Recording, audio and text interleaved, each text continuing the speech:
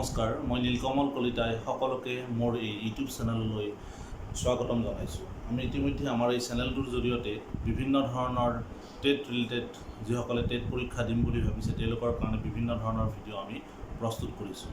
ইতিমধ্যে যোৱাকালি আমাৰ এটা ভিডিঅ'ত শিকন আৰু তাৰ লগত জড়িত বিভিন্ন দিশসমূহ আমি ইতিমধ্যে আলোচনা কৰিছোঁ। আজি আমাৰ এই ভিডিঅ'টোত আমি আলোচনা কৰিম যে আমি টেট পৰীক্ষাত কি ধৰণে উত্তীৰ্ণ হ'ম বা কেনেকৈ লিখিলে বা কি ধৰণে আমি প্ৰস্তুতি চলালে হয়তো আমি আশা কৰাতকৈ বেছি নম্বৰ পাম বা বেছি সফলতা আমি লাভ কৰিম। গতিকে প্ৰথমতেই আমি কৈছোঁ যে প্ৰথম কথাটো হ'ল কি আমি আত্মবিশ্বাসী হ'ব লাগিব, আমি কনফিডেণ্ট হ'ব লাগিব।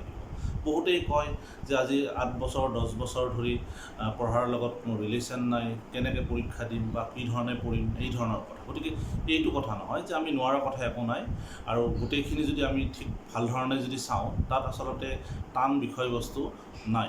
বহুতেই আকৌ কয় যে মোৰ অংক নাছিল বা মই আৰ্টছ ষ্ট্ৰীমৰ হয়, গতিকে অংকৰ লগত মোৰ কোনো সম্বন্ধ নাই, গতিকে মই অংকখিনিত মোৰ অলপ অসুবিধা হ'ব।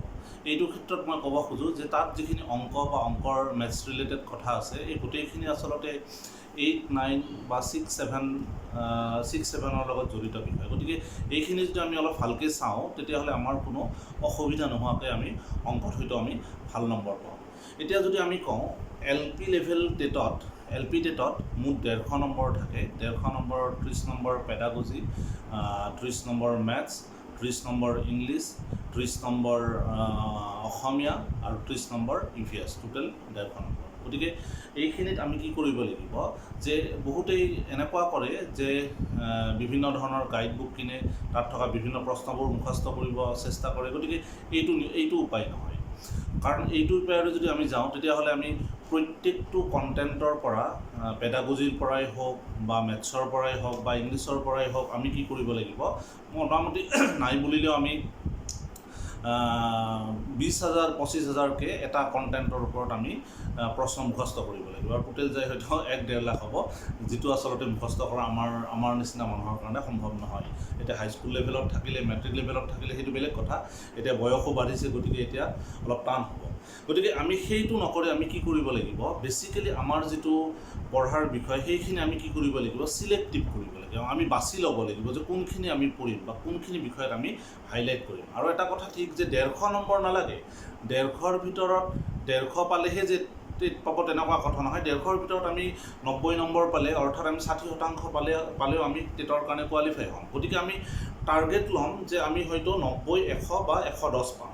গতিকে এনেকুৱা হ'ব যে আমি যিখিনি বস্তু হয়তো আমি একেবাৰে টান পাম বা একেবাৰে বুজি নাপাম সেইখিনি আমি গুৰুত্ব অলপ কমাই দিম, আৰু যিখিনি বস্তুত আমি বুজি পাম বা যিখিনি বস্তু আমি সহজ পাম সেই বিষয়খিনিক আমি অতি গুৰুত্ব দিম, যে তাত যাতে 1 নম্বৰ আমাৰ মাইনাছ নহয়। বহুতেই পেডাগজি ভাল পায়, যিসকলে এডুকেশ্যনত মেজৰ লৈ পঢ়িছে বা মাষ্টাৰ ডিগ্ৰী এডুকেশ্যনত কৰিছে বা BEd কৰিছে বা DLEdটো প্ৰত্যেকেই কৰিছে। গতিকে DLEdতো পেডাগজি সম্পৰ্কে সাধাৰণ ধাৰণা এটা তেওঁলোকে লাভ কৰিছে। গতিকে পেডাগজিটো আমি এটা ষ্ট্ৰং বিষয় কণ্টেণ্ট হিচাপে ল'ব পাৰোঁ। বহুতেই আকৌ ইংলিছৰ যিখিনি আছে তেওঁলোকে হয়তো ইংলিছখন ভাল পাব, অসমীয়াটো আমি প্ৰত্যেকেই সহজ পাওঁ, গতিকে অসমীয়াখনো আমি ঠিক ধৰণে লৈ ল'ব পাৰোঁ, অসমীয়াৰ কণ্টেণ্টটো বেছি নহয়। তো আমি এনেকৈ 5টা কণ্টেণ্টৰ পৰা বা 5টা যি চিলেবাছত আমাৰ বিষয় আছে 5টাৰ পৰা 4টা বিষয় আমি ষ্ট্ৰং হিচাপে বাছি ল'ম, আৰু যিটো দুৰ্বল বুলি ভাবোঁ সেইটো আমি অলপ পিছলৈ থৈ দিম। মানে এনেকুৱা নহয় যে সেইটো বাদ দিম, তো এইখিনিত আমি বেছি গুৰুত্ব দিম, আৰু লাষ্টৰ যিটো কণ্টেণ্ট সেইটোত মানে আমি গুৰুত্ব দিম, কিন্তু বেচিকেলি আমি এই 4টাতহে আমি গুৰুত্ব দিম। গতিকে এই ধৰণে যদি আমি কৰোঁ তেতিয়াহ'লে হয়তো আমাৰ কি হ'ব, 120-30 মান আমি খুব ভালকৈ কৰিব পাৰিম।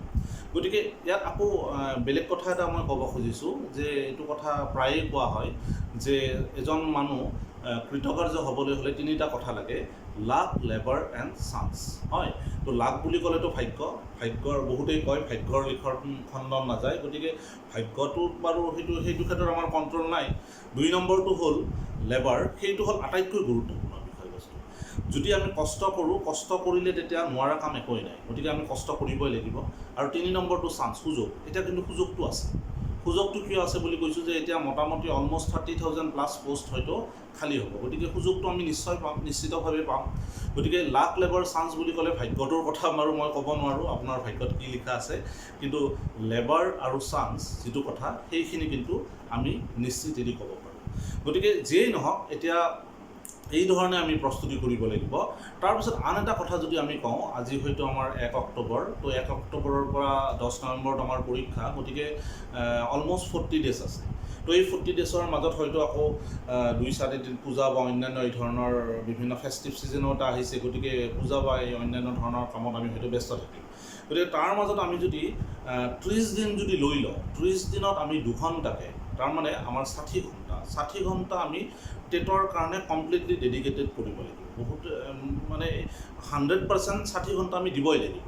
গতিকে এই 60 ঘণ্টা আমি কেনেকৈ দিম, যে প্ৰত্যেক দিনে আমি 2 ঘণ্টাকৈ, 2 ঘণ্টা মানে এনেকুৱা নহয় যে ৰাতিপুৱা 1 ঘণ্টা, সন্ধিয়া 1 ঘণ্টা, যেতিয়াই আমি সময় পাওঁ ইফেক্টিভলি 2 ঘণ্টা। 2 ঘণ্টা মই বিভিন্ন গাইডৰ মাজত, বিভিন্ন কিতাপৰ মাজত বহি আছোঁ সেইটো মই কোৱা নাই। 2 ঘণ্টা মই মানে 1 ঘণ্টাত মই কি কৰিলোঁ তাৰ ৰিজাল্টটো ইমিডিয়েটলি ল'ব লাগিব। এনেকৈ যদি আমি 2 ঘণ্টাকৈ 30 দিনৰ হিচাপত কৈছোঁ মই, 2 ঘণ্টাকৈ 60 ঘণ্টা যদি দিব পাৰোঁ, তেতিয়াহ'লে নিশ্চিতভাৱে আপোনালোকে কৃতকাৰ্য হ'ব। এইটো আপোনালোকে গেৰাণ্টি দিব পাৰে। এইটো মোৰ ফালৰ পৰা মই এইটো গেৰাণ্টি দিছোঁ, গেৰাণ্টি প্ৰদান কৰিছোঁ। তো যিয়েই নহওক আমি এই ধৰণে আমি 60 ঘণ্টা দিব লাগিব, হয়। তো এনেকৈ যদি আমি গোটেই বস্তুখিনি আমি মাল্টিপুল চইচ কুৱেশ্যনৰ পিছফালে নাযায় আমি যদি কনচেপ্টবিলাক ক্লিয়াৰ কৰিব চেষ্টা কৰোঁ, তেতিয়াহ'লে আমি নিশ্চিতভাৱে সফল হ'ম। গতিকে আমি ধাৰণাবিলাক আমি ল'ব লাগিব, কোনটো বস্তুৰ পৰা কেনেকুৱা সম্ভাৱনাপূৰ্ণ প্ৰশ্ন আহে সেইটো আমি চাব লাগিব। বহুতেই মোক প্ৰশ্ন সোধে যে কোনখন গাইড চাম ছাৰ, কোনখন গাইড এইবাৰ ভাল হ'ব।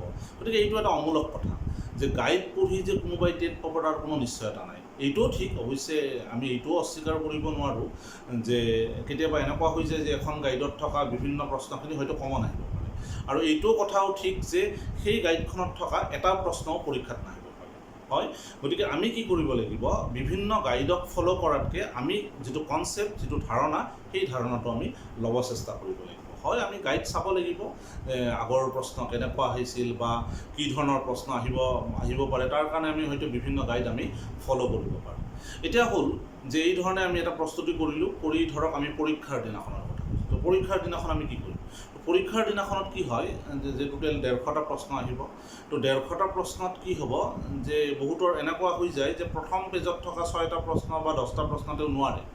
তো নোৱাৰিলে তেওঁ নাৰ্ভাছ ফিল কৰে, আৰু তেতিয়া কি হয় পিছৰ ফালে থকা যিখিনি সহজ প্ৰশ্ন সেইখিনিও তেওঁৰ খেলি মেলি হৈ যায়। গতিকে আমি এটা কথা ইয়াত ঠিক যে অবজেক্টিভ পৰীক্ষা, ইয়াত শুদ্ধ এটা প্ৰশ্নৰ কাৰণে আমি 1 নম্বৰ পামেই, হয়। এনেকুৱা হ'ব পাৰে যে 90টা আপুনি প্ৰশ্নৰ উত্তৰ কৰিছে, 90ৰ 90 পাব পাৰে, যদি আপোনাৰ শুদ্ধ হয়, কনফিডেণ্ট হয়। গতিকে আমি প্ৰথমতে চাব লাগিব যে যিখিনি আমি 100% হিচাপত যদি কওঁ যে 100টা প্ৰশ্নত আমি কিমানটা পাৰোঁ। সাধাৰণতে কুৱেশ্যন পেপাৰ যেতিয়া ছেটিং কৰা হয় তাত এটা নিয়ম থাকে যে 40ৰ পৰা 50% সাধাৰণ বা সহজ প্ৰশ্ন আহে। গতিকে আমি প্ৰথমতে সেই সহজ প্ৰশ্নখিনিৰ উত্তৰ কৰিব চেষ্টা কৰিম। তো 40 বা 50% যেতিয়া আমি সহজখিনি কৰি যাম, হয়তো ক'ৰবাত 3টা 4টা, ক'ৰবাত 5টাও আমি নোৱাৰিব পাৰোঁ, সেইকেইটা আমি বাদ দিম। প্ৰথম আমাৰ যিটো ফাৰ্ষ্ট এটেম্পটত সেইখিনি আমি বাদ দি যিখিনি আমি পাৰোঁ সেইখিনি আমি খুব সুন্দৰকৈ আমি কৰি গ'লোঁ, খুব সুন্দৰকৈ আমি ডাৰ্কেনিং কৰি গ'লোঁ, হ'ল। তাৰপাছত নেক্সট 50% গ'ল। তো 50% যোৱাৰ পিছত 25% এনেকুৱা কুৱেশ্যন পাব যে যিখিনি হয়তো আপোনাৰ কনফিউজিং কুৱেশ্যন। তো এইটো হয়, 2 হয় নে 3 হয়, 4 হয় নে 5 হয়, ৰাষ্ট্ৰপতি হয় নে প্ৰধানমন্ত্ৰী হয়, তো এই ধৰণৰ কনফিউজন। তো এই প্ৰশ্নবিলাকৰ ক্ষেত্ৰত কি কৰিব যে 2বাৰ 3বাৰ বা কেতিয়াবা অসমীয়াতো থাকে, ইংলিছতো থাকে, তো ইংলিছ টাৰ্মটো পঢ়ি চাব, ইংলিছত পঢ়িলে হয়তো কিবা এটা আহিবও পাৰে, বা কেতিয়াবা ইংলিছত পঢ়ি আকৌ অসমীয়াত পঢ়ি চাব। তো এই ধৰণে যেতিয়া পঢ়ি চাব তেতিয়া চাব সেই 25% বা 20% যিখিনি টান বুলি কৈছিলোঁ, তাৰ পৰা আপোনালোকে মোটামুটি 50% আপোনালোকে উত্তৰ কৰিব পাৰিব, হয়। তো 50% তাৰ পৰা শুদ্ধ উত্তৰ আপোনালোকে পালে। 25% তাৰপিছত বাকী থাকিল 25%। তো 25% আকৌ এনেকুৱা প্ৰশ্ন হ'ব যিখিনি আপুনি জীৱনত কাহানিও দেখাই নাই, হয়। তো এই প্ৰশ্নখিনিৰ ক্ষেত্ৰত কি কৰিব, তো এইখিনি লাক ফেক্টৰটো আহি যাব। যদি কপালত আছে ক'ৰবাত মানে ABCD বহাই দিলে গোটেইকেইটা শুদ্ধ হৈ গ'ল, হয়, তেনেকুৱাও হ'ব পাৰে। গতিকে আপুনি কি কৰিব, প্ৰথমতে প্ৰশ্নখিনি পঢ়িব চেষ্টা কৰিব। তাৰপিছত কি কৰিব, এৰি নাহিব, কাৰণ ইয়াত কোনো নিগেটিভ মাৰ্ক নাই। গতিকে আপুনি এটা অনুমান কৰি যদি ক'ৰবাত সেইটো মিলি যায়, অনুমান কৰি সেই 20টামান প্ৰশ্ন আপুনি উত্তৰ, 20টা বা 25টা যিয়েই থাকে সেইকেইটা উত্তৰ কৰিব। আৰু চাব তাত 20টা বা 25টাত অতি কমেও একেবাৰে বেয়া হ'লেও তাত আপোনাৰ 5টামান হ'ব। গতিকে থাকিল 50। প্ৰথমতে যি 50 কৰিছিলোঁ 50ৰ 50 আমি পালোঁ, হয়। নেক্সট 25ৰ আমি 50% যদি ধৰোঁ, তো 25ৰ ভিতৰত আমি ধৰক 12 পালোঁ, 50 + 12 62 পালোঁৱেই। গতিকে আমি টেট কোৱালিফাই হ'লোৱেই, হয়। আৰু ইয়াত যদি ক'ৰবাত যদি অন্ধকাৰত লগোৱা তীৰ যদি জাগাত লাগে, তেতিয়াহ'লে তাৰ পৰা আকৌ 4-5 নম্বৰ আহি যাব, তেতিয়াহ'লে আমি আৰু তাত 5 নম্বৰ পাম। গতিকে এইটো ফৰ্মুলাটো আমি 68-72 নম্বৰ আমি পাম। আৰু কেতিয়াবা এনেকুৱা হয়, আমি যদি খুব ভাল প্ৰিপাৰেশ্যন কৰোঁ, তেতিয়া 150টাৰ 150 কৰিব পাৰোঁ। গতিকে যিয়েই নহওক, তো এই ধৰণে যদি আমি কৰোঁ, তেতিয়া নিশ্চিতভাৱে আমি সফল হ'ম, হয়।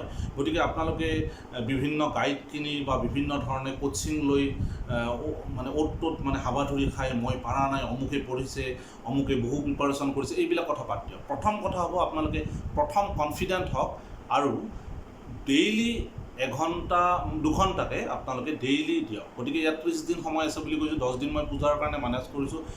কাৰোবাৰ পূজা আছে, পূজাটো সকলোৰে আছে, কাৰোবাৰ বিয়া আছে, তো এনেধৰণে 10 দিন যাওক। আৰু আমি এতিয়া বহুতেই এনেকুৱা আছে, টেট পৰীক্ষা দিয়ে বহুতেই হয়তো সংসাৰী, বহুতে হয়তো কৰা প্ৰাইভেট স্কুলত চাকৰি কৰি আছে, কোনোবাই প্ৰাইভেট কোম্পানীত জব কৰিছে। গতিকে তেওঁলোক যথেষ্ট ব্যস্ত। গতিকে এই ব্যস্ততাৰ মাজত তেওঁলোকে পঢ়িব কেতিয়াবা সময়ো নাপায়। তথাপি আমি কি কৰিব লাগিব, ৰাতি হওক যেনেকৈ হওক, আমি এটলিষ্ট 2 ঘণ্টা টেটৰ কাৰণে ডেডিকেট কৰিব লাগিব। কি বিষয়বস্তু আছে একৰ্ডিং টু চিলেবাছ, হয়। আপোনালোকে চিলেবাছখন ডাউনলোড কৰি ইতিমধ্যে লৈছে, বা যদি কোনোবাই লোৱাও নাই, আপোনালোকে চিলেবাছখন ডাউনলোড কৰি ল'ব। তো সেই চিলেবাছখন অনুসাৰে আপোনালোকে তাত থকা বিভিন্ন বিষয়খিনি বুজিব বা জানিব চেষ্টা কৰক। আৰু মই যিটো কৈছোঁ যে যিকেইটা আপোনালোকৰ ষ্ট্ৰং পইণ্ট, যিকেইটা বিষয়ত আপুনি অলপ সহজ পায়, সেই বিষয়কেইটা আপুনি জোৰ দিয়ক, সেই বিষয়কেইটাত অলপ আপুনি মনোনিৱেশ কৰক, আৰু তেতিয়া চাব নিশ্চিতভাৱে আপোনালোকে টেটত উত্তীৰ্ণ হ'ব। গতিকে আজিলৈ ইমানেই, আজি এৰিছোঁ। অহাকালি হয়তো আৰু নতুন ভিডিঅ' বনাম আৰু নতুন তেনেকুৱা ক্লাছ ল'ম। মই মোৰ পৰৱৰ্তী পৰ্যায়ত মই মেথছৰ আৰু ইংলিছৰো তেনেকুৱা ডেম' ক্লাছৰ ব্যৱস্থা কৰিছোঁ, আৰু হয়তো মই তেনেকুৱাকৈ অন্যান্য যিহেতু মই পেডাগজিৰ টিচাৰ হয়, গতিকে পেডাগজিৰ অন্যান্য বিষয়সমূহ পৰ্যায়ক্ৰমে আপলোড কৰিম। ধন্যবাদ।